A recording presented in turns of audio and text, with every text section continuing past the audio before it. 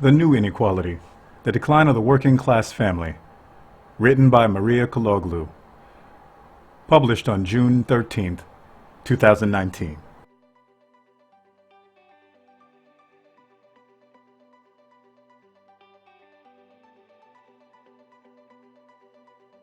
The family has been called the cornerstone of society, and for good reason.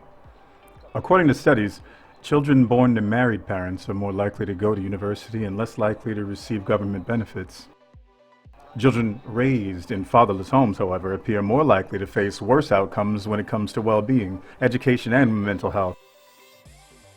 Married people also appear to be healthier and happier. According to a report, before the 1970s, there were no large class divides in American family life. Most people got married and stayed married, and the children were raised in two-parent families. This trend eventually changed, with poorer and less educated people becoming less likely to get married and stay married. The decline of marriage is also correlated with the rise of single-mother households. A similar decline of the working-class family appears to exist in the UK, with men from poor backgrounds being significantly more likely to be single in their 40s than richer men. Marriage is correlated with several positive outcomes for both men and women, but the effect appears to be larger for men. Married men tend to live longer and be healthier than men who never married or were divorced or widowed. There could be a number of reasons for this. For example, perhaps healthy men are just more likely to be married. However, research suggests that this is unlikely. Unhealthy men actually marry earlier, are less likely to divorce, and are more likely to remarry following divorce or bereavement than healthy men. Another factor is that men suffer from loneliness more than women, as it is harder for them to form friendships and they participate in social activities less often. While married men can be encouraged by their wives to be more social, single men tend to become isolated as they grow older. Divorce also increases the risk of suicide more in men than in women. This is likely because divorced men tend to have less contact with their children and also because of reasons related to increased isolation. It could also be that men are less likely to seek therapy for their mental problems than women, possibly because of the masculine ideals of self-reliance and resilience. The fact that psychotherapy is a field dominated by women might be another factor that discourages men from seeking help, as some may view it as a female-centric, and therefore unsuited to understanding a male point of view. Things obviously appear even worse when combined with the fact that single men tend to belong to the lower socioeconomic classes. Both a lack of education and a lack of resources might be preventing men from seeking professional help for their needs. Single men appear to be the largest group of homeless people. There are also at least some studies that show that marriage may decrease criminal behavior, which carries the troubling implication that unmarried men might be more likely to commit crimes. The results are devastating, both for men and society as a whole.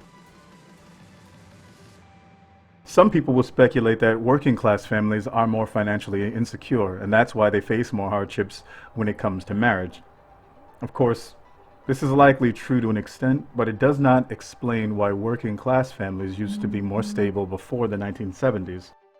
Since the decline of the working-class family appears to have started around the time of the sexual revolution of the 1960s and the change in cultural norms that followed it, it's possible that these changes affected those from the lower classes differently than those from the middle and upper classes. One can speculate that people from less privileged backgrounds have fewer resources to succeed in the world of casual dating.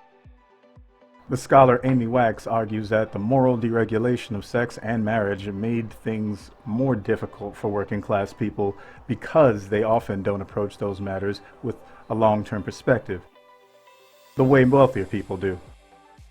Another problem appears to be that working-class men are considered less marriageable, something that is likely a result of the job instability that they face.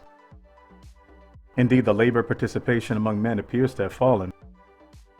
Things might even get worse in the future, as one British estimate predicted that traditionally male jobs are at higher risk of being automated than traditionally female jobs. Women are also more likely to go to college than men. In the UK, in particular, white working class men are the group least likely to go to college. This is possibly reducing the men's chances of getting married, as some studies have suggested that women are more likely than men to be sensitive to economic status cues when rating the opposite sex attractiveness. Women are also less likely to date men who are unemployed. 78% of women say they want a spouse with a steady job, while only 46% of men say the same. Another study found that rich women tend to prefer men with a similar income to their own, while rich men want good-looking women. It's possible that this trend will change as women become more financially independent. Maybe men suffer because of the traditional stereotype of the male provider role, and women will become more open to dating less privileged men as they become more financially secure themselves. But so far, the trend of less wealthy men being viewed as less desirable partners persists. The conservative political commentator Tucker Carlson has made several references to the decline of the working class family and working class men in particular. No matter who Tucker Carlson is and how questionable some of his views may be, he appears to be right in this case. It's also likely that the decline of the working class men contributed partially to the recent rise in populism, as both Trump and Brexit were supported in large part by the working class. The left often shies away from making a strong case for family values, despite the fact that family stability may be immensely beneficial for the working class and for Black Americans who have high rates of single mother families. It's not hard to see why, as the progressive left is anti-traditionalist. It also strongly supported the sexual revolution and the empowerment of women, so it's understandable why some might be disinclined to admit that these changes could have had some negative results for certain groups of people. Some on the far left even view the nuclear family as an oppressive structure. That is not to say that the sexual revolution or women's empowerment have been bad for society overall, or that conservatives have a clear solution for many of the issues mentioned above. But the left is missing a huge opportunity by neglecting the value in marriage. The new marriage inequality is likely to create greater class inequalities, with wealthy and well-educated people marrying each other and passing on their wealth to their children, while the working class become more and more destabilized. Since kids from single-parent households are more likely to have problems in school, it's easy to conclude that the decline of two-parent households among low-income families will have a negative effect on social mobility. This is a matter that ought to concern everyone who values equality of opportunity, fairness, and stability. Maria Kouloglou is a sociology student interested in women's and men's rights. You can follow her on Twitter at MAIRGR. Thanks for listening to this episode of Quillette Reader. Hope you come back and listen to the next. Don't forget to like, subscribe, share it if you feel the need. See you next time.